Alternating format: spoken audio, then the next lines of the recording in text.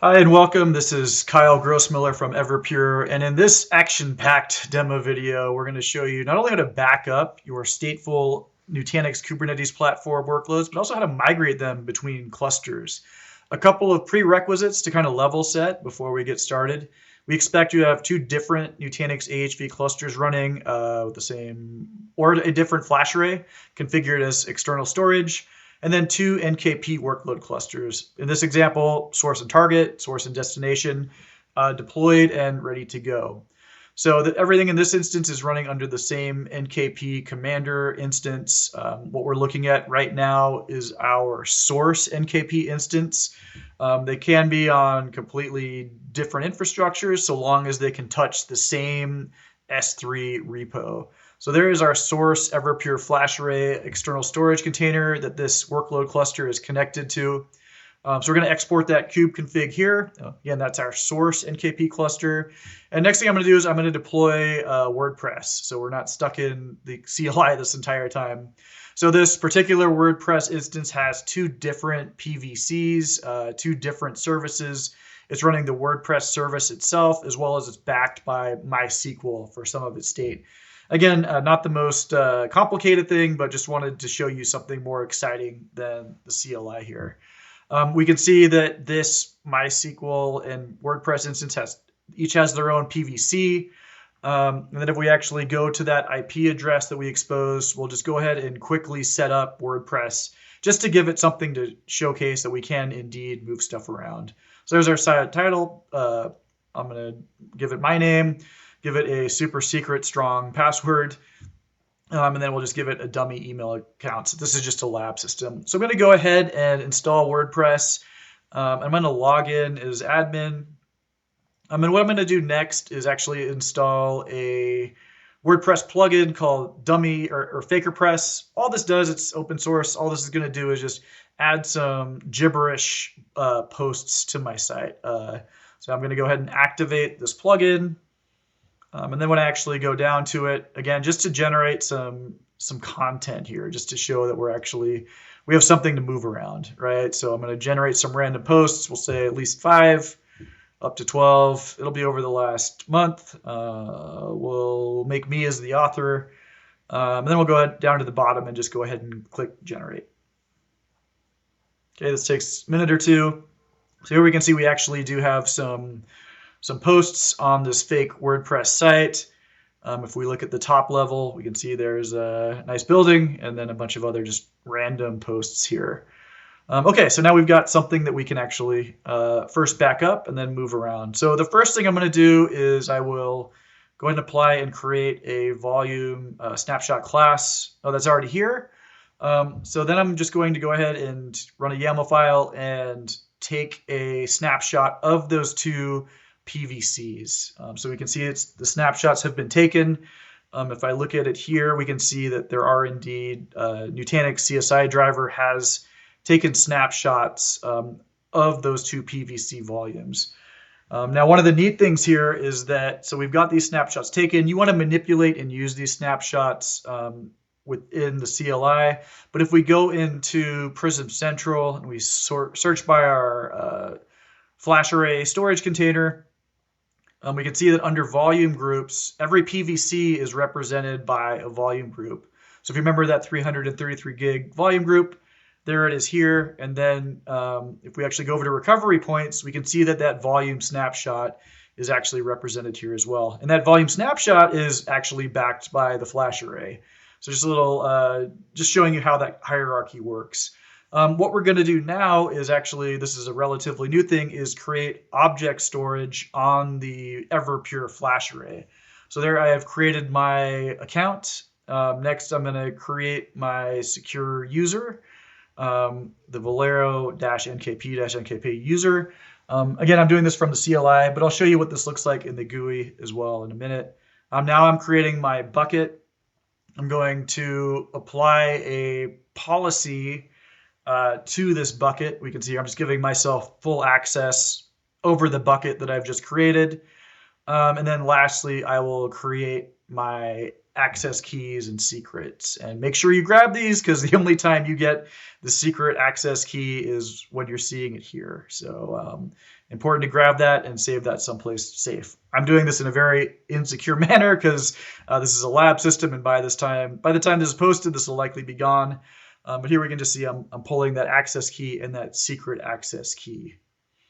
What I'm going to do next is I'll actually show you what this looks like from within the FlashArray GUI itself. So here's Object Store. If I refresh the page here, we can see there's my account.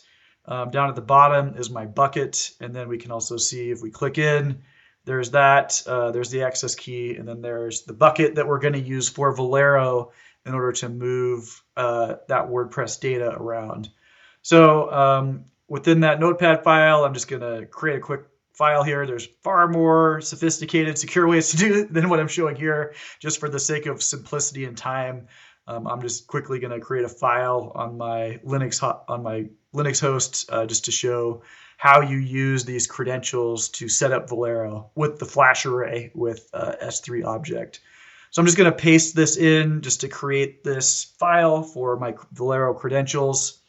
And with that, now all I need to do is go back to the FlashArray.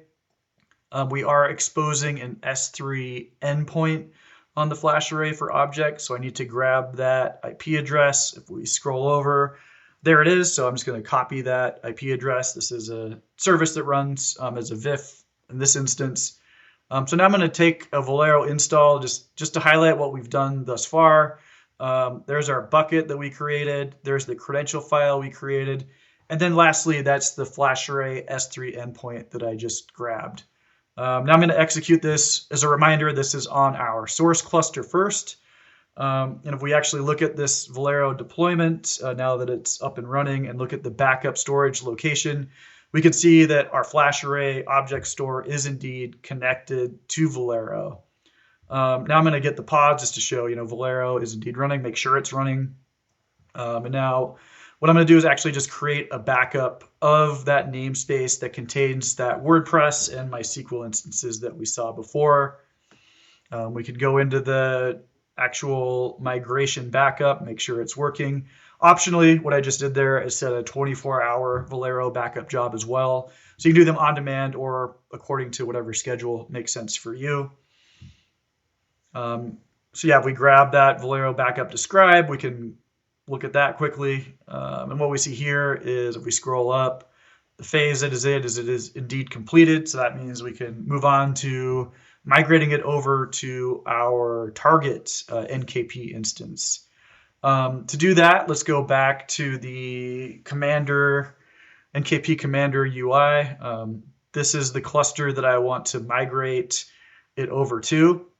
And we can see here, and again, you can do, depending on what you're doing, it can be the same FlashArray or a different FlashArray. In this instance, it's a target FlashArray container. So this is a different FlashArray than the one that we started off on.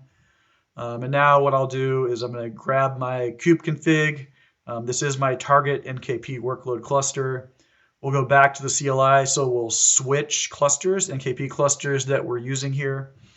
And again, this is the target, for lack of a better term. And then we can see that on this target NKP instance, there's no WordPress running, there's no Velero running yet. One of the cool things, though, is that we just literally run that same Velero install command that we ran on source, and we run it here on target, and it'll deploy itself again. And what's nice is that it is pointing to the same S3 FlashArray instance, so it has access to that WordPress and MySQL instance that we just backed up from the other NKP cluster. So what we'll do is we'll just run a Velero restore operation here from that same backup. It takes a couple minutes to come up. We can go ahead and check out these pods. Check out these pods, or check out this namespace. Could see it's coming active right now. We can see Velero is also now active and running on our target cluster. Then if we look at the pods on our target namespace, which we just created, we can actually watch them come online. Takes it a couple minutes, obviously, to get the pod initialized and everything up and running. So now we can see those 2 pods are running on our WordPress cluster. We can look at our PVCs. So we can see that our PVCs are indeed there. Those are the same PVCs that are now running on a different FlashArray than the original one. And then if we expose or look at the service, we can get the IP address for this WordPress instance. And now if you'll notice when we bring it up, this WordPress instance is already deployed with all of the FakerPress content that we put in there prior to the migration. So again, this is a little simplistic, but as you can see, everything is here. We're up and running, and can do this from cluster to cluster, across clusters, across instances. Super flexible. But yeah, if we log in too, we can see FakerPress is there as our plugin on the left-hand side. Thanks a lot for watching. There's our source, which is still running. Thanks for watching. More detail is at this QR code, and we will see you next time.